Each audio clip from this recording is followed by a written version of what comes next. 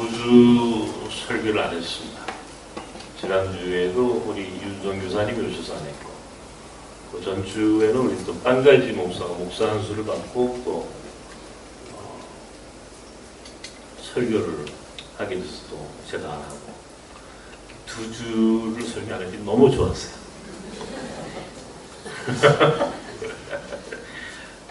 너무 좋은데 동시에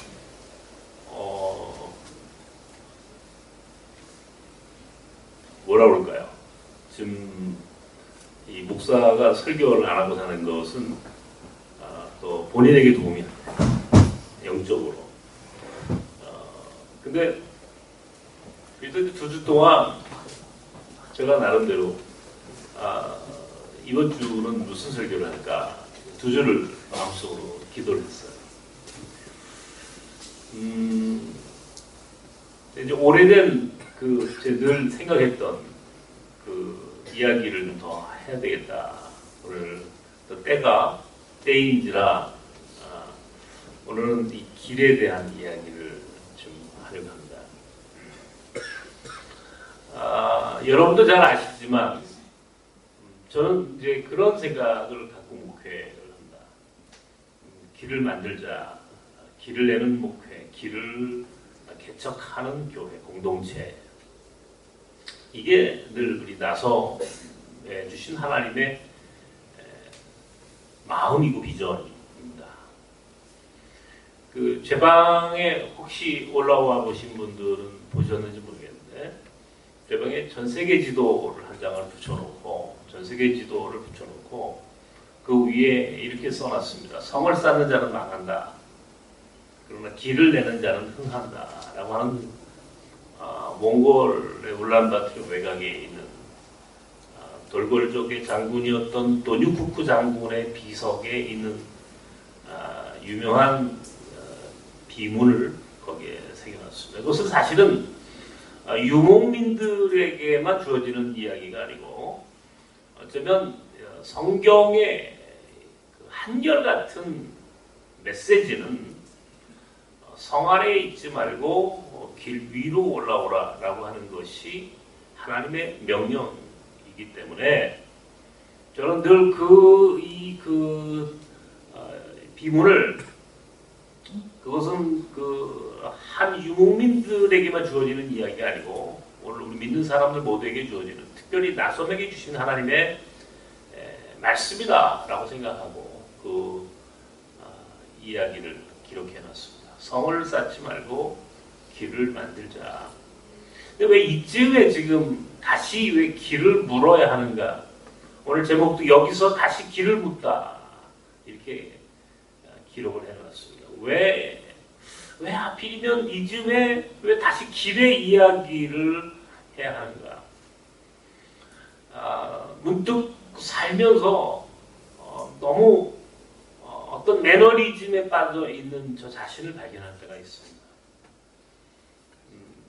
늘 길 위에 있는 삶을 살기를 고백했고 또 그런 삶을 살겠다고 다짐을 했는데도 불구하고 어떤 순간 보면 안주하고 또 한 곳에 머물러 있고 성을 쌓는 목회를 하는 저 자신을 발견할 때가 있죠. 성을 쌓는다는 것은 어쩌면 인간이 가지고 있는 기본적인 욕망의 목회, 욕망하는 인간의 모습을 그대로 저 자신의 삶과 목회와 우리 공동체 안에 투영하는 그런 모습인지도 모릅니다.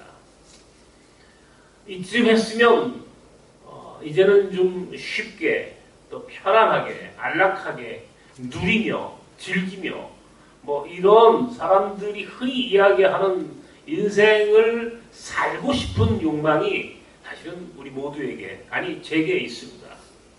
그러나 그것은 하나님의 뜻이 아님을 알기 때문에 여기서 다시 길을 물어야 하겠다는 생각을 하면서 다시 한번 오늘 본문을 선택했습니다.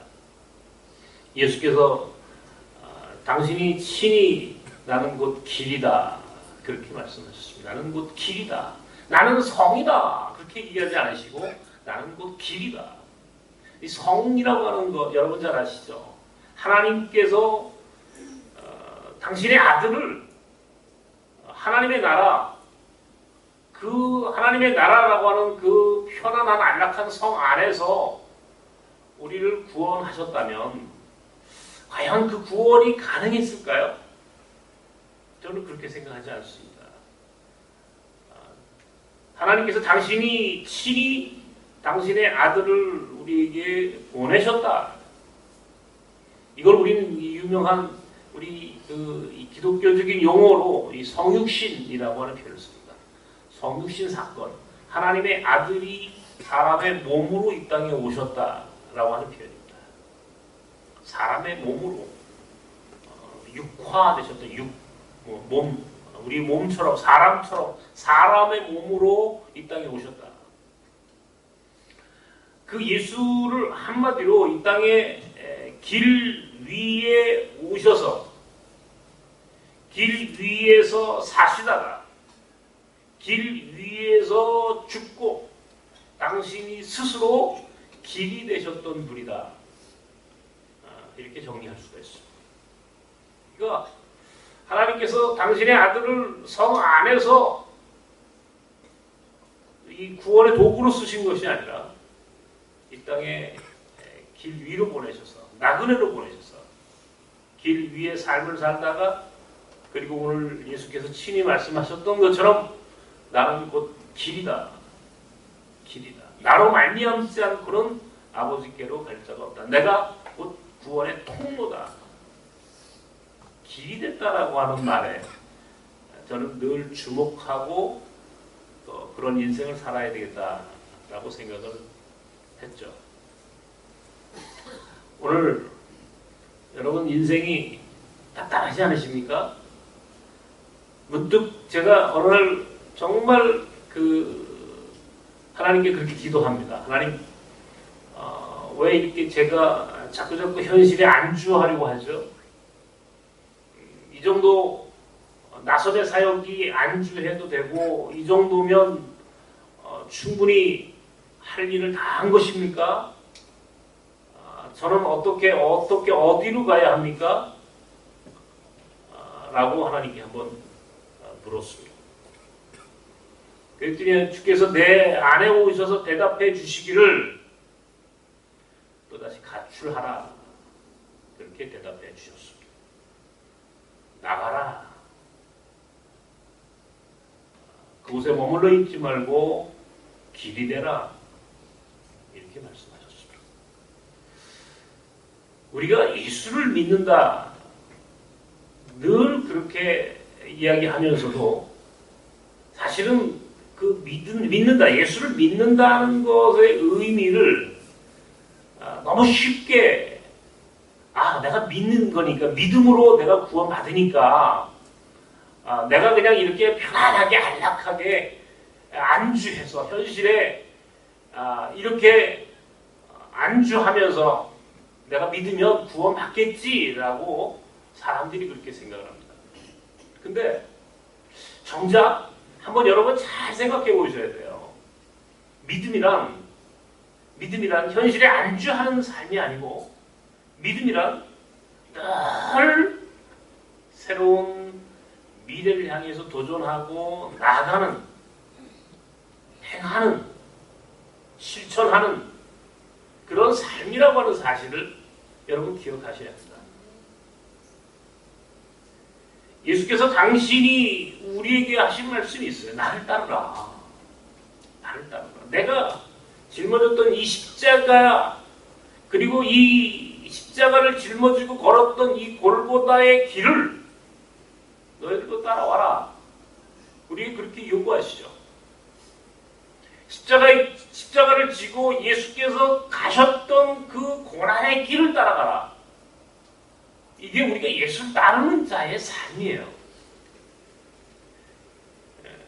예수가 가셨던 그 길을 따라가는 거예요. 근데 어느 날부터인지 우리 믿는 사람들이 가지고 있는 생각이 내가 예수를 믿으니까 그냥 그것을 끝이야 라고 생각을 한다는 말이에요.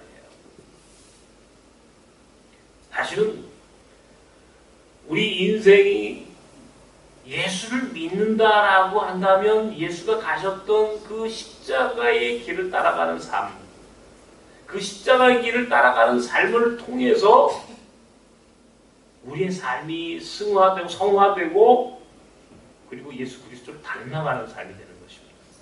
아무리 예수를 믿어도요, 아무리 오랫동안 신앙생활을 해도요, 예수를 따라가지 않으면, 예수 그리스도가 가셨던 그 길을 따라가지 않으면, 예수처럼 살아가려고 노력하지 않으면 사실은 나중에 보면 우리가 예수를 믿는 건지 믿지 않는 건지 우리도 잘 구별하지 못해요.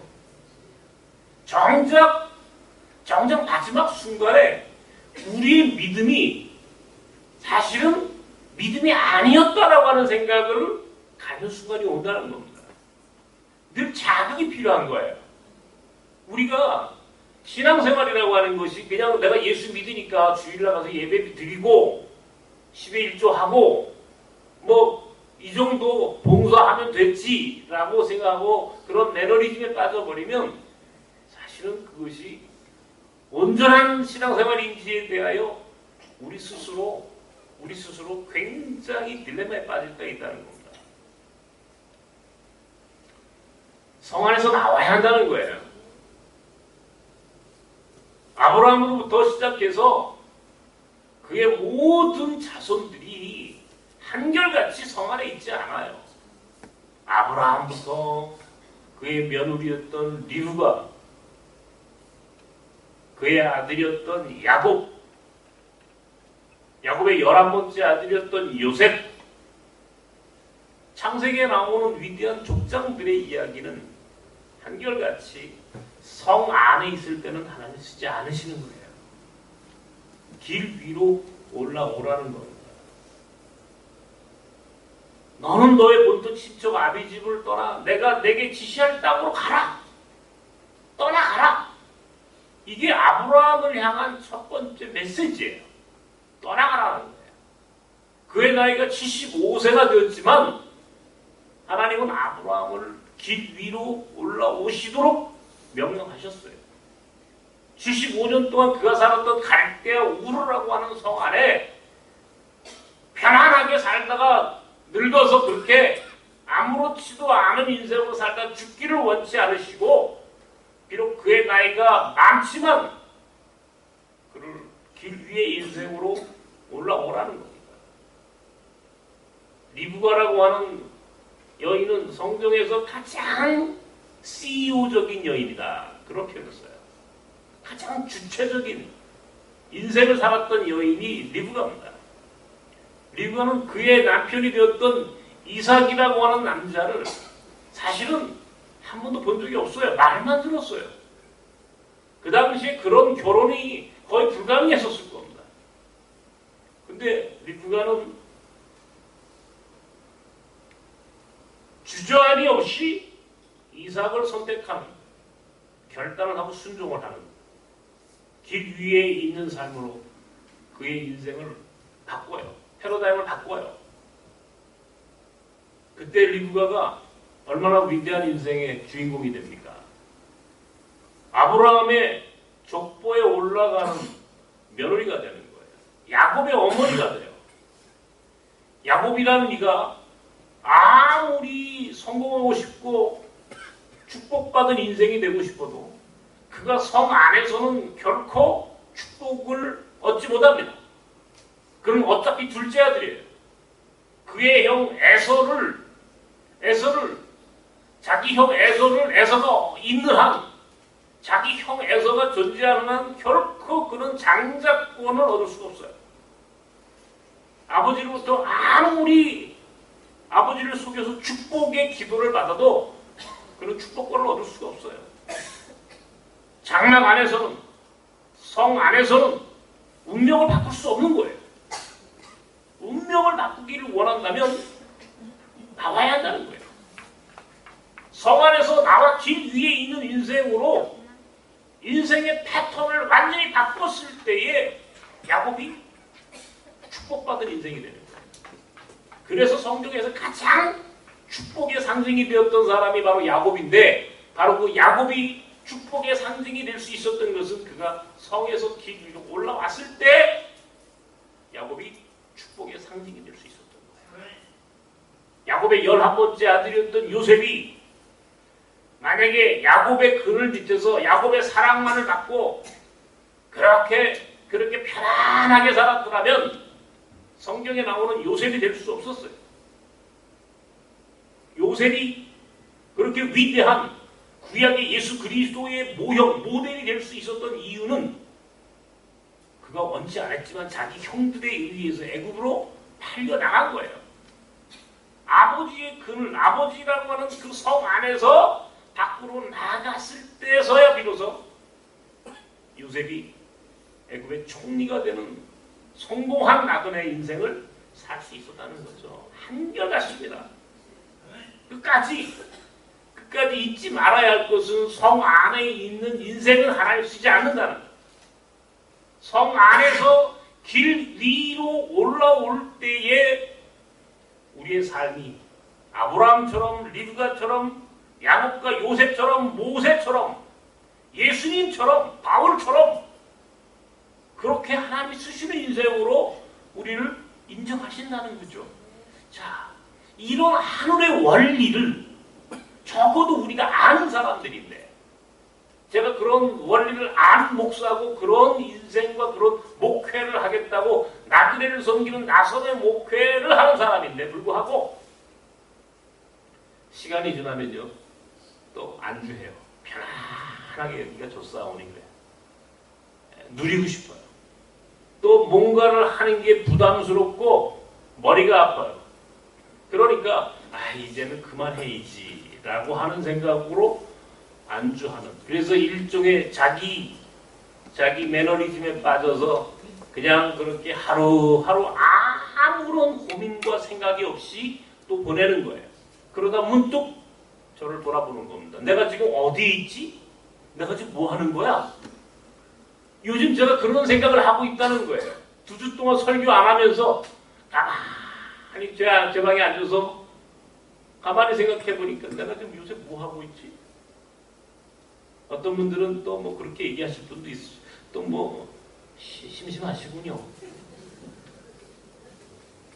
심심한 거죠.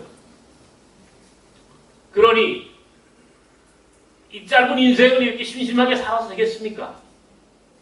뭘 또 사고를 한번 쳐야죠. 길 위의 인생으로 다시 한번 나가야 되겠다.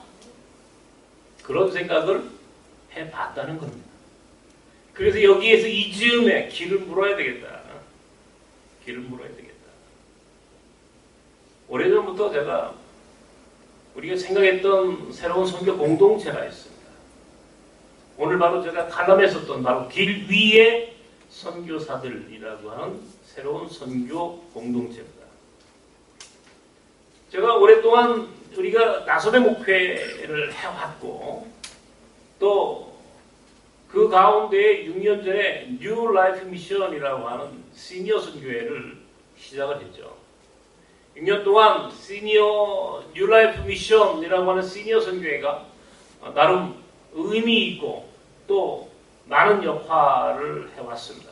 또 우리 안에 여러분들 가운데서도 뉴 라이프 미션에 또 참여해서 비전 스쿨도 하시고 뉴 라이프 미션의 멤버로서 또 많은 역할을 잘 하세요. 너무 행복해요. 제가 우리 뉴 라이프 미션의 멤버들과 함께 선교지를 가고 함께 동대문에서 사역을 하면서 느낀 것은 참 잘했다. 너무 좋다. 너무 좋다. 그러니까 한 곳에 머물러 있기 딱 좋은 연세거든요. 지금 50대 중후반부터 60대, 70대, 80대까지 아마 내가 이 정도 살았으면 아유 뭐 내가 할 일 다 했지. 내가 이 나이에 뭘 또 하겠다고.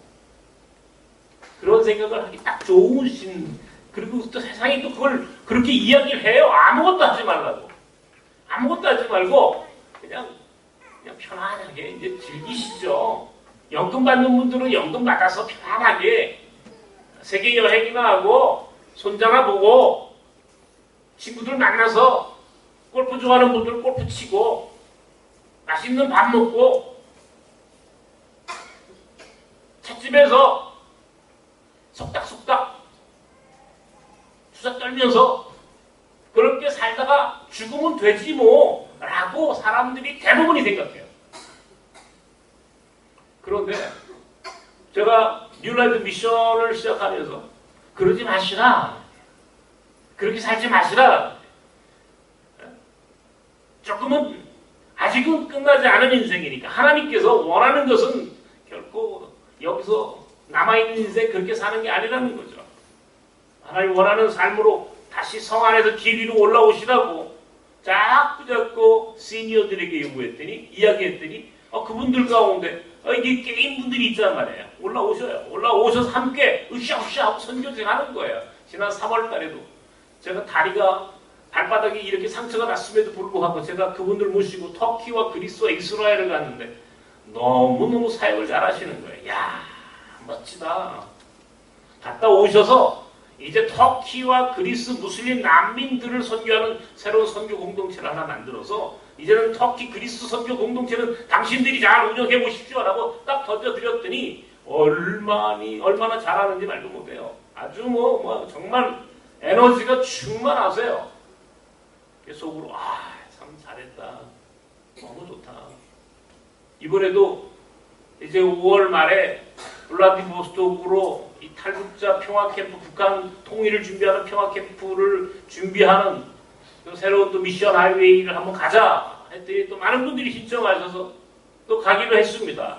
몽골도 8월 달에 가자 했더니 또 많은 분들이 신청하세요. 우리 교인들 가운데서도 함께 하십시다. 평화캠프 하는데 과연 어떻게 하고 있는지 어떤 비전으로 진행되고 있는지 가서 보시자고요. 가서 여러분들이 내가 할 일이 뭔가 한번 찾아가 보시단 말이에요. 그런 일들을 한번 하자고 제가 제안을 했더니 많은 분들이 참여하기를 원해요. 좋다. 그런데 내가 거기서 또 하나 아쉬운 것을 하나 발견했어요. 뭐냐면 50대 중반쯤 넘어가니까 이게 세대 차이가 나는 사람들하고 잘 어울리지 못하더라고요.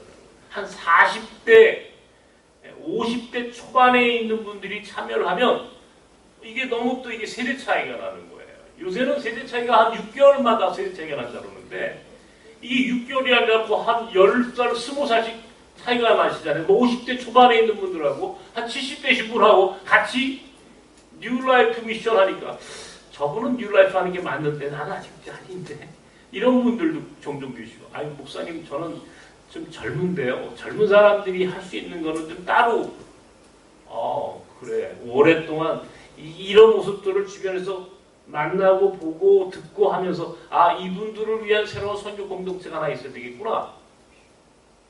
그래서 길 위에 선교사들이라고 하는 선교 공동체를 만들었습니다.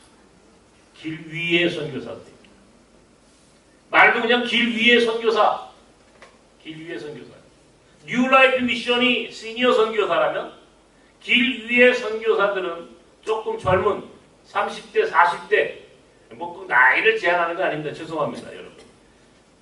다만 길 위의 선교사들은 노마드 경제를 충분히 자기 삶으로 실현하면서 선교하기를 원하는 노마드 경제와 미래 선교를 잘 융합해서 하겠다라고 하는 생각을 가지고 있는 텐트 메이커도 하면서 비즈니스도 하면서 하나님의 나라를 위해서 내가 열심히 한번 일해 보겠습니다. 그렇게 한번 살아보겠습니다. 라고 하는 생각을 가진 이들. 대체로 이제 은퇴하신 분들은 경제활동 자체가 다시 쉽지 않잖아요. 미안하지만 네? 경제활동이라고 하는 게 끊임없이 해야 되는 일이지만 우리 교인들 가운데서는 사실은 지금도 여전히 왕성하게 경제활동 하시는 분 계세요. 제가 늘 그래요. 결코 은퇴하지 마십시오 그러죠. 결코 비즈니스 하시는 거 끝내지 마십시오. 끝까지 하십시오. 끝까지. 제가 이 부탁을 드립니다. 여러분들 우리 교인들 가운데 정말 비즈니스를 저는 그냥 하나님 부르시는 그 순간까지 비즈니스 하기를 원해요. 그런데 대부분은 은퇴하시고 비즈니스 하는 것은 조금 이제는 나는 그거보다는 내가 하나님 나라 위해서만 일하겠습니다 라고 하는 분들도 있단 말이에요. 그분들은 그냥 시니어 선교에 오셔서 우리 뉴라이프 미션에 이렇게 참여하시면 돼요. 그런데 30, 40대 젊은 사람들이 비즈니스 안 하고 선교하겠어요? 그러면 그럼 뭐 먹고 살 건데 물어보면 하나님께서 알아서 책임져 주시겠죠. 그런다고. 하나님께서 책임 안 지시면 어떡할 건데. 그러면 할 수 없죠. 이런 이게 사실은 굉장히 중요한 물음이거든요. 비즈니스를 잘하는 것도 하나님의 뜻이에요. 그러니까 다시 말하면 비즈니스와 선교를 나누지 않아요. 이걸 비즈니스 에즈 미션 BAM이라고 합니다. BAM, BAM. 요즘은 비즈니스 이즈 미션, 비즈니스가 선교입니다. 라고도 얘기를 해요. 그러니까 밥 먹고 사는 일과 하나님의 나라 하는 일을 구별하지 않는 거예요. 내가 가지고 있는 기술과 내 능력을 갖고 열심히 세상에서 일하고 동시에 그것이 하나님의 나라를 위하여 사는 선교적 삶과 이어지는, 나뉘어지지 않는 하나인 그런 삶을 살기를 원하는 그런 젊은, 우리 선교적 삶을 살기를 원하는 젊은 크리스천들을 위해서 길 위의 선교사들이라고 하는 새로운 선교 공동체를 하나 만들었다는 겁니다. 그러려면 노마드 경제를 알아야 돼요. 내가 노마드 경제에서 답을 찾았어요. 노마드 경제라고 하는 것을 내가 끊임없이 이야기하죠. 오늘도 이따 관계 있다 오늘 노마드 경제 공부하죠. 돈이요. 돈은 흘러다닙니다. 여러분 돈이라고 하는 걸 잘 보시면 돈은 노마드예요. 돈은 노마드입니다. 돈은 높은 데서 낮은 곳으로 흐르고 돈은 필요한 곳으로 돈이 흘러가는 것처럼 돈은 유목적 성격을 가지고 있어요. 돈은 자기를 필요로 하는 곳으로 흘러갑니다. 돈 스스로가. 그죠? 돈은 스스로 흘러가요. 여러분들이 가만히 있어도요. 돈은 스스로 굴러가게 돼 있어요. 굴러가게 돼 있다고. 돈은 흘러간다고. 그래서 돈은 노마드다. 제가 그렇게 불러요. 선교요? 복음이 필요한 곳으로 선교를 가는 거예요. 선교도 노마드예요. 유목민이에요. 유목민들이 하는 게 선교예요. 그러니까 돈과 선교는 사실은 노마드, 유목민적 성격을 가지고 있다는 측면에서는 같은 개념이에요. 이 개념을 이 노마드 경제, 이 돈을 밥 먹고 사는 것과 하나님 나라를 위해서 선교한다는 것을 나누지 말자는 거예요. 이것을 하나의 관점으로 그리고 하나의 카테고리 안에서 이 세상에서 성공적 삶을 사는 것과 하나님 나라를 위해 살아가는 선교적 삶을 같은 카테고리 안에서 연구하고 나아가서 살아가도록 가르치고 결단하게 만드는 이 공동체를 길 위의 선교사들이다 말이에요. 이거를 해야 되겠다. 이걸 해야 되겠다. 이 세상에서도 성공하고 하나님 나라를 위해서도 성공하는 사람을 만들어야 되겠다. 난 우리 교인들이 하나님 나라를 위해서도 성공하고 이 땅에서도 성공한 사람들로 나가길 원합니다. 그런 삶을 꿈꾸는 사람들을 위해서 길 위의 선교사들이라고 하는 새로운 선교 공동체를 만들고 유해근 목사와 함께하는 길 위의 선교학교를 9월부터 시작을 합니다. 유해근 목사와 함께하는 길 위의 선교학교. 이 선교학교에서는 성경을 통해서 길 위에 있는 삶이 어떤 삶인지를 배우고 길 위에 있는 삶을 하나님께서 어떻게 먹이시고 입히시고 성공케 하시는지를 말씀을 통해서 배우는, 그래서 이 땅에서 하나님이 주시는 그 축복을 누리면서 동시에 그것이 하나님 나라를 위해 쓰임받는 길이 되는 삶을 함께 연구하고 공부하고 결단하고 순종하고 나가는 길 위의 선교학교를 9월부터 시작합니다. 뉴라이프 미션, 뉴라이프 비전 스쿨과 더불어 길 위의 선교학교, 길 위의 선교사들이라고 하는 이 두 선교 공동체를 하나님께서 우리에게 또 다른 비전으로 주셔서 이제는 길 위에 있는 삶으로 우리가 전부 다 성 안에 있지만 길 나가야 돼. 사실은 이게 우리 너무 한 곳에 머물러 아무 생각이 없어. 고민이 없어. 예수 믿으면서 고민이 없는, 다이나믹하지 않아.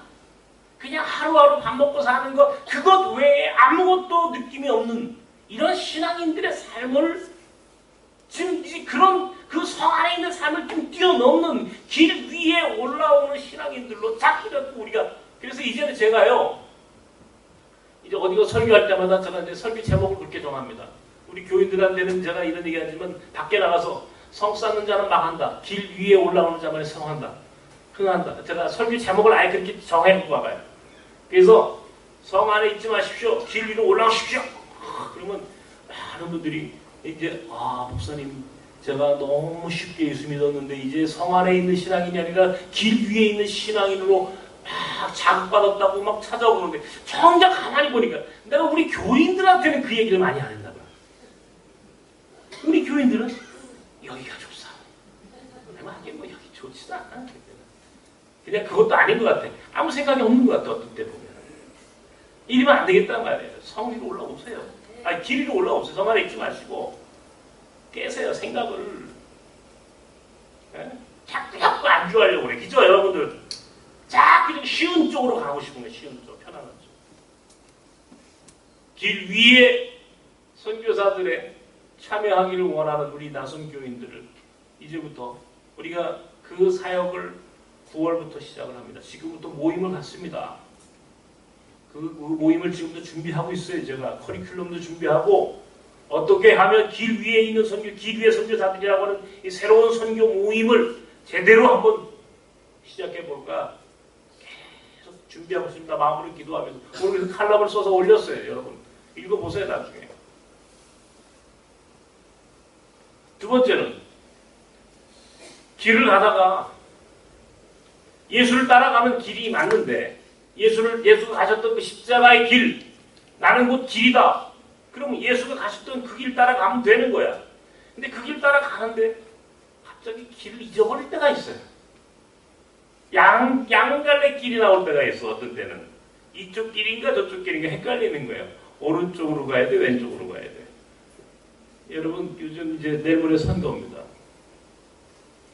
이 대한민국 이 역사에서 굉장히 중요한 변곡점이에요. 전환점이에요, 여러분. 이거를 과거의 생각으로 여러분 이번 선거를 어떻게 하느냐에 따라 대한민국의 미래, 운명이 바뀌어져요. 이걸 잘 이해하셔야 돼요. 이걸 잘 보셔야 돼요. 아직도 우리가 이 분단, 안보, 좌파, 우파의 이념의 이 프레임에 걸려가지고 이런 걸로 자꾸 지금 이 세상을 보시면 안 돼요.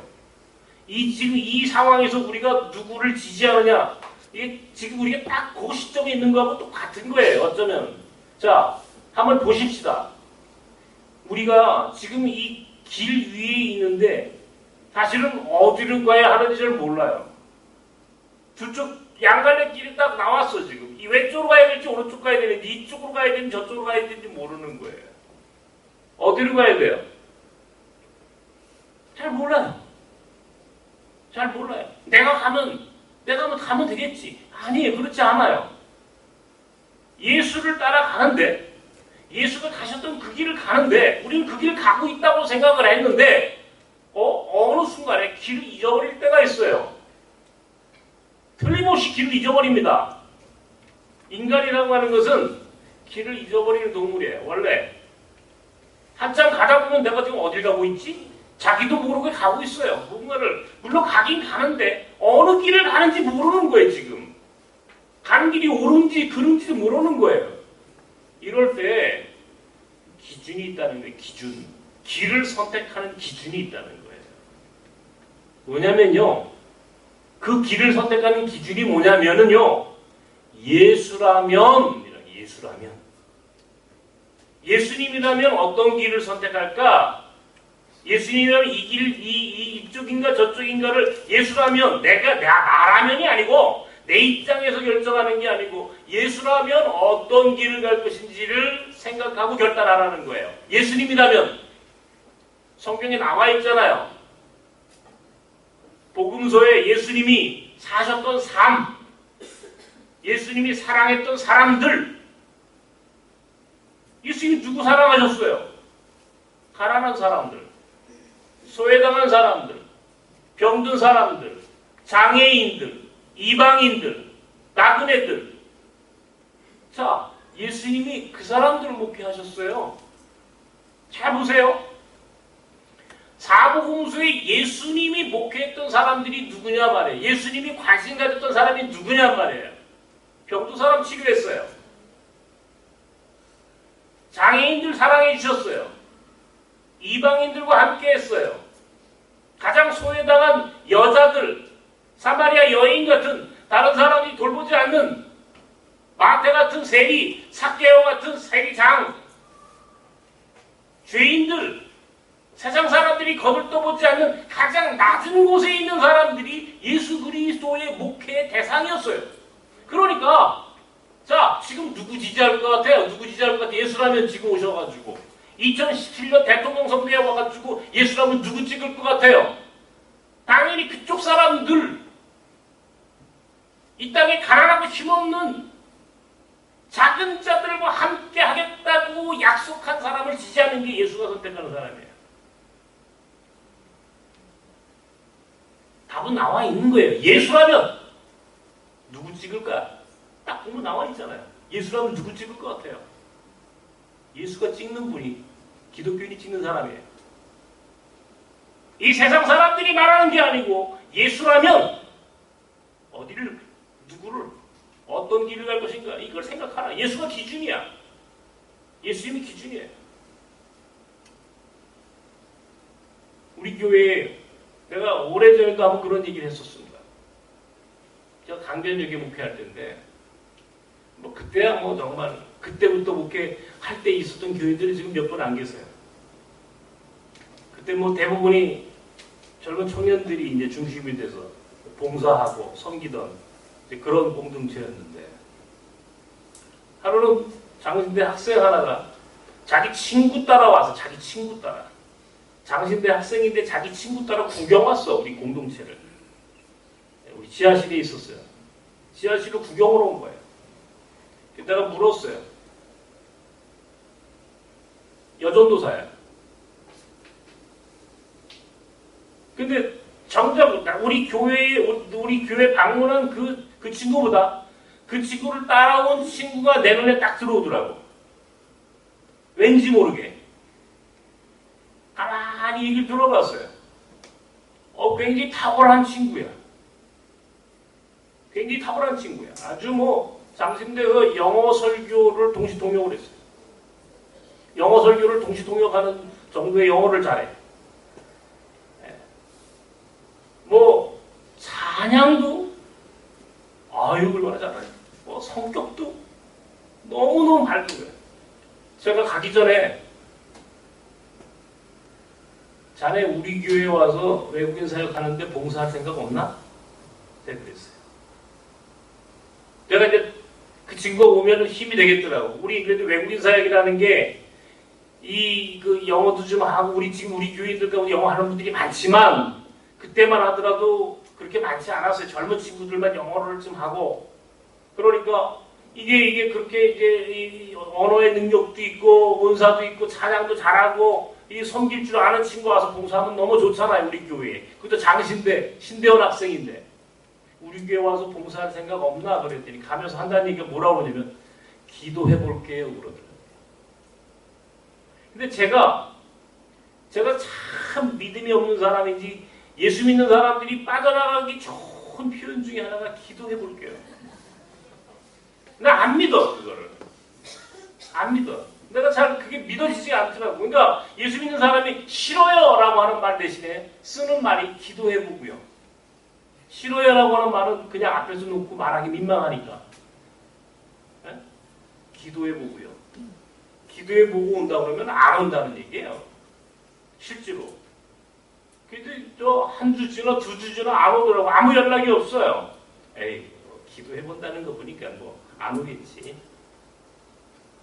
진짜 이 친구가 왔어요. 몇 주 후에 왔어요. 그래서 왜 왔냐? 그랬더니 기도해보고 왔잖아. 너 진짜 기도했어? 진짜 기도했대요. 내가 그때 마음으로 야 이렇게 기도하고도 결정하는 친구가 있구나. 근데 그 다음 말이 더 가관해요. 기도했는데 하나님이 뭐라고 그러시대? 하나님이요, 사렙이 제일 조금 주는데 가라 그러더라고요. 사렙이 가장 조금 주는데 20만 원 줬거든요, 우리 교회가. 왜 매월 우리 장신대 전도사들 오면 20만 원 이상을 줄 수가 없었어요. 가난했으니까 지금도 우리 교회 우리 전도사들을 사례비가 제일 아마 장신대 전도사들 가운데 제일 조그맣게 작게 책정되어 있을 거예요. 개척교회보다 더 작게 줘요. 그래도 우리 교회 와서 선교하겠다는 사역하겠다는 친구들 난 너무 고마워. 이제는 그때는요 누가 와가지고 우리 교회 와가지고 사역할 사람이 누가 있어요. 근데 이 친구는 진짜 뭐라고 보냐면 기도해 보니까 하나님이 사레비가 가장 작은 곳으로 가라 그러더라고요. 근데 사레비가 가장 작은 곳을 쫙 하고 보니까 맨 마지막에 나선 공동체. 그래서 우리 교회 왔어요. 신대원 졸업할 때까지 우리 교회에서 사역을 하고 왔어요. 졸업하고 미국에 유학을 가는데 이 친구가 남편도 목사가 됐어요. 미국에 유학 가는데 나보고 찾아왔어요. 목사님 유학 가려고 그러는데 추천서 써주세요. 그러더라고요. 나보고.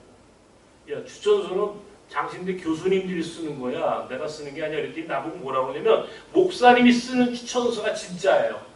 내가 추천서를 써줬어요. 너무너무 잊지 못해. 그래서 가끔 장신대 가서 무슨 특강할 때마다 이 친구 얘기를 합니다. 이런 친구가 있었다. 이런 친구가 있었다. 근데 요즘은 이제 장신대 학생들 내가 교수님들한테 얘기 들어보니까 장신대 게시판이 있거든요. 여기 이제 교회마다 A 교회 무슨 교회가 이제 교육전도사 청빙 쓰면요 쫙 쓰잖아요. 뭐 교육전도사 뭐 해가지고 쭉 써가지고 신청하세요. 그러면 이제 신학생들이 이제 그거 보고 교육전도사 이제 신청하는 거예요. 거기에 이제 이력서 내고 가는 거예요. 근데 교수님들한테 학교에다가 이렇게 얘기한대요. 맨 밑에다가 사례비를 써달라고 하는데 사례비가 얼마인지 알아야 되겠다는 거예요. 이거 보고 결정하겠다는 거예요. 그래서 나보고 한번 그 교수님 그래요. 목사님 요즘 신학생들이 이렇게 됐어요. 내가 그랬어요. 당연하죠. 세상에 뭐다 자본주의, 돈 가장 많이 주는데 가장 사례비가 많은 곳으로 가는 게 당연히 옳겠죠. 그러나 예수라면 어디로 갈 것인가 라고 하는 것을 생각하면 이 기준, 사례비를 기준으로 하지 말고 예수라면 어디로 갈 것인가 라고 하는 생각을 하면 답이 있는데 사람들이 그걸 예수라면이라고 하는 말을 쓰지 않아요. 예수라면 어떤 공동체가 내가 가야 할 길이고 내가 선택할 공동체인지가 답이 나오는데 예수라면 생각하지 않아요. 세상 사람들이 말하는 월급 많이 주는 곳이에요. 월급. 연봉 많이 주는 곳. 부목사 청빙하려고 그러면 거기는 연봉이 얼마예요? 사택 주나요? 자동차는요? 기름값은요? 아이들 학비는요? 제가 그럽니다. 그러고 딴 데 가라. 그런데 주는데 많이 주는데 가라. 여기는 아예 그런 거하고 관계없는 곳이다. 나부터 이 담임 목사인 나부터 한 번도 내가 우리 교회 당회에 내가 집을 날라고 해본 적도 없고 자동차를 사달라고 해본 적도 없고 기름값을 대달라고 해본 적도 없고 학비를 대달라고 해본 적도 없다는 거예요. 주면 주는 대로 안 주면 많은 대로 그렇게 살면서 목회하는 거지. 그러면 이 길을 왜 와? 더 많이 주는 큰 교회 가서 부목사하고 담임 목사하지. 적어도 나선 교회를 생각했던 이유는 예수라면 어디로 갈 것인가? 예수라면 이 시대의 많은 교회와 목회자들 가운데 어떤 길을 선택할 것인지를 알고 그것을 생각하면서 이 길을 왔다면 적어도 이 목회적 자존감을 잃어버리지 않고 가야지. 아직 그 길을 가야 하는 우리가 사례비를 얘기하고 목회자들이 적어도 이렇게 해서는 안 돼. 제가 그렇게 이야기합니다. 따끔하게 불을 내고 쫓아버려요.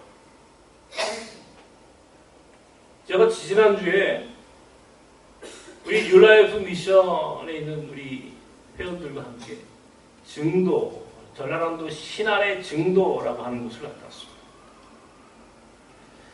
저 뭐 증도라고 하는 데가 이게 우리나라에서 이 슬로우 시티로 아주 유명한 곳이고 소금으로 아주 유명한 데 아닙니까? 이 증도 소금이 아주 우리나라에서 가장 좋은 소금인 건데 가보니까 저는 거기서 너무너무 은혜를 받았어요, 사실은.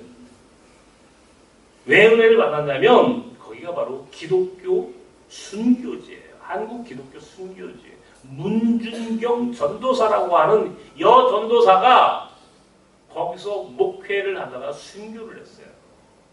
신안이라고 하는 섬이 1004개랍니다. 섬이. 신안군의 섬이 1004개래요. 천사.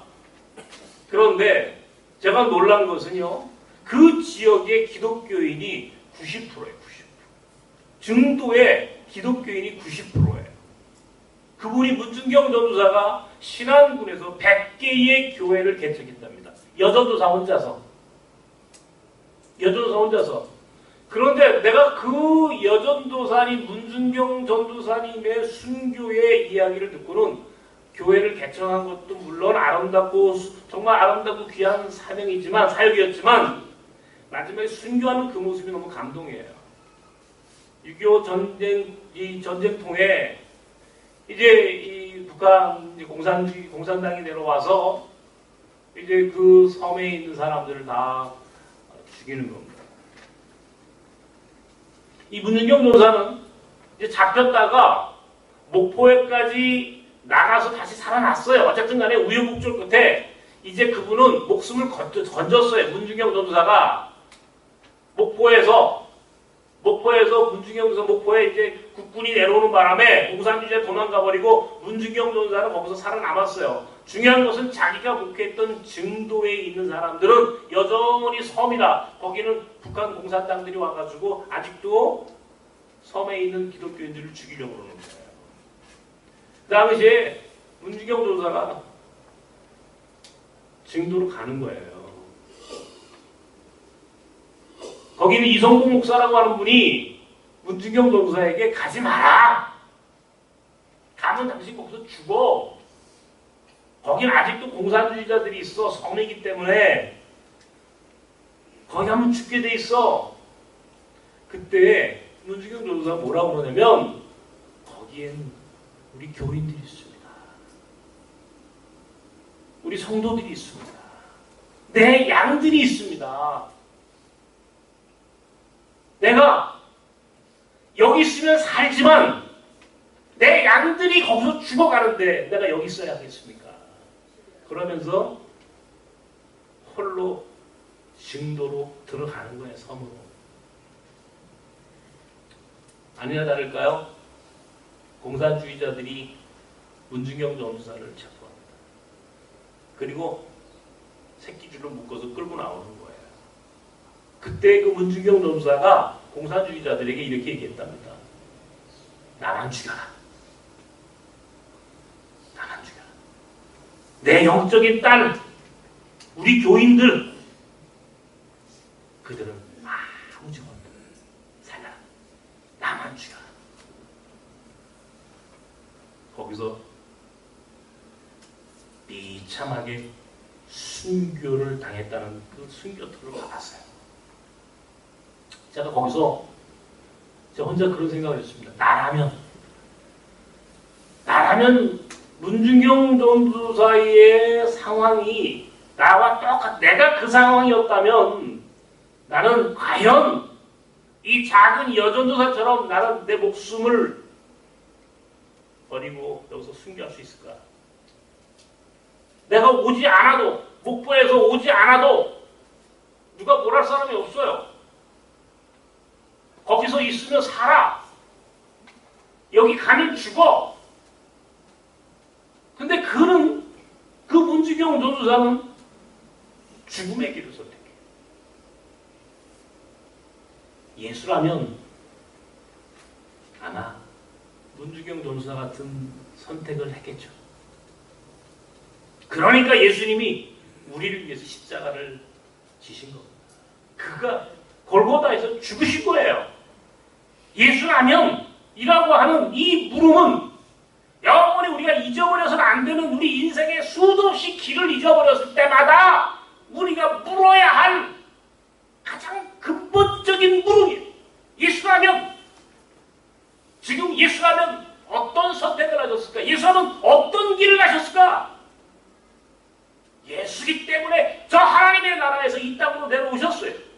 예수이기 때문에 이 땅에서도 편한 길을 가지 아니하시고 십자가의 길을 가셨어요.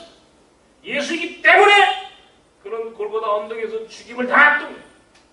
그러면 오늘 나도 예수라면 이 무릎을 꿇고 살아야 하는데 이게 참 부끄럽게도 나는 그날 그 문준경 전도사의 순교 터 위에서 제가 눈을 감고 기도하면서 내가 눈물이 났어요. 그렇게 눈물이 나더라고요. 왜 눈물이 났냐면 자신이 없어요. 예수라면 분명히 문준경 전도사처럼 목포가 아니라 증도로 그가 거기 가면 죽는 걸 알고 그 길을 갔던 예수님 그 길을 따라갔던 이 문준경 전도사의 그 길이 맞는데 나는 내가 그 입장이었다면 나는 어떻게 했을까? 가만히 솔직하게 저 자신에게 대해서 한번 물어봤어요. 그랬더니 부끄럽게도 솔직히 자신이 없는 거예요. 그 길을 가는 건 맞는 걸 내가 알겠는데 무서운 거예요. 두려운 거예요. 두려운 거예요. 사실 제가 이 설교를 준비하면서 증도를 갔다 오는 날 마음으로 우리 교인들하고 이 말씀을 한번 나눠야 되겠다는 생각을 했어요. 제가 참 부끄럽습니다. 그래서 여기서 다시 길을 물어야 되겠다라고 생각을 했던 거예요. 가장 사례비를 작게 주는 곳으로 가라고 합니다. 예수님께서. 그렇게 고백했던 작은 장신대 신된 여전도사 한 명. 목포에서는 살 수 있지만 진도에 가면 죽는 길임을 알면서도 그 길을 갔던 이 문준경 전도사의 결단, 순종. 적어도 예수 믿는 신앙인이고 그리고 목회하는 목사라면 이렇게 살아야 하는데 나는 이건 성 안에서 여기가 좋사오니 오늘 한국교회가 이게 지금 우리가 지금 뭐 하는 짓이냐고요. 우리 한국교회가 지금 어디로 가고 있습니까, 여러분? 어디로 가고 있습니까? 너무 부끄러운 거예요.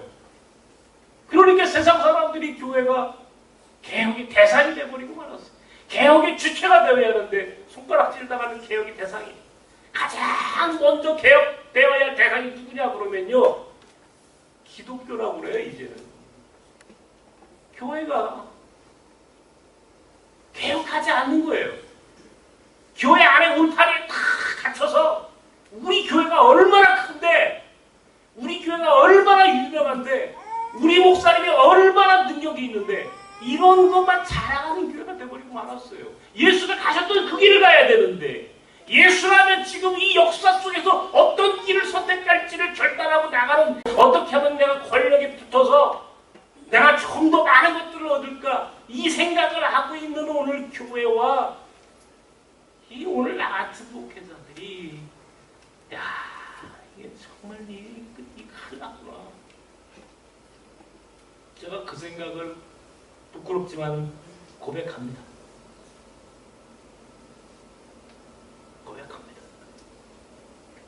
우리 교회가 우리 교인들이 한국교 교인들이 지금 깨어가지고 나 그런 교회 좀 나가지 말고 예수라면 어떤 길을 갈 것인지 이런 고민을 하는 교회를 좀 어떻게 그러니까 우리 교회라는 얘기 하는 게 아니에요.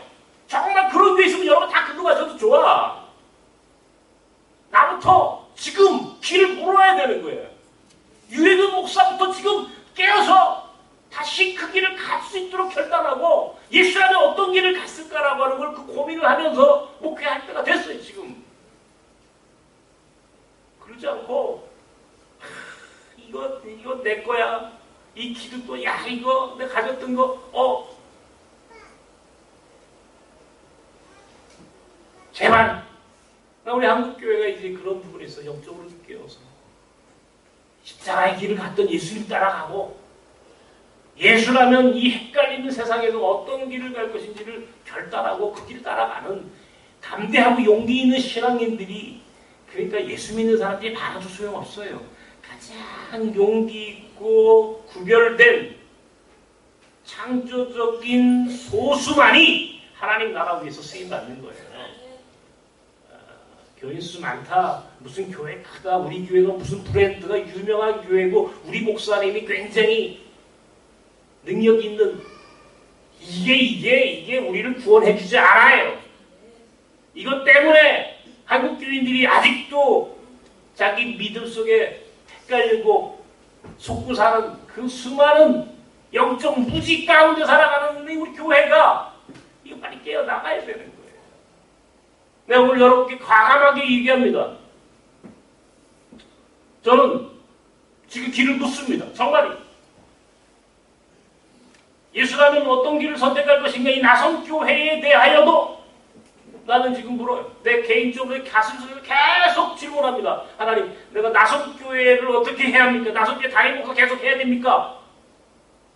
하나님께서 떠나가라 그러면 딱 내려놓을 생각이 있어요. 여러분이 뭐라고 해도 이제는 제가 더 이상 이제는 하나님 뜻이라면 내가 가야지. 내가 노마드인데, 내가 유목민인데, 내가 유목민 목회, 나그네 목회하는 사람이 내가 나그네 의식 갖고 살기로 했는데, 내가 성 안에서 아직도 성 안에 내몰려가지고 여기가 좋사오니 나선교회가 좋사오니 이런 작은 생각을 갖고 살면 나도 죽고 여러분도 죽는 거예요. 주님이 가라고 길을 갈 수 있어야 돼요. 그 길이 설사 죽음의 길일지라도 그래야 나중에 다시 살아. 다시 사는 길은 오늘 당장 눈앞에 보이는 이해관계, 눈앞에 보이는 쉽고 편한 길이 아니에요. 예수가 가셨던 그 길을 따라가는 자만이 마지막에 살아남는다는 것을 알아야 돼. 이게 역사의 진리야. 역사의 진리. 하나님이 이 세상을 지난 수천 년 동안 통치하시는 통치의 방법, 그 하나님의 통치의 원리야. 길게 봐야 되는 게, 멀리 봐야 되는 게, 넓게 봐야 되는 거예요. 짧은 인생 살면서 내가 어디 가면 좀 더 내가 월급 많이 받을까? 어디 가면 내가 쉽게 살까? 어디 가면 내가 좀 편안하게. 성 안에 있는 사람이에요. 길 위에 있는 사람은 그런 생각하면 안 돼. 길 위에 선교사들을 시작합니다. 여러분들 가운데 이제는 길 위에 선교사들이라고 하는 새로운 선교 공동체에서 함께 사역하기를 원하는 분들을 초청합니다. 나선 교인들만이 아니라 나선 교인들이 아닌 사람들로 참여하면 새로운 선교 공동체를 만듭니다.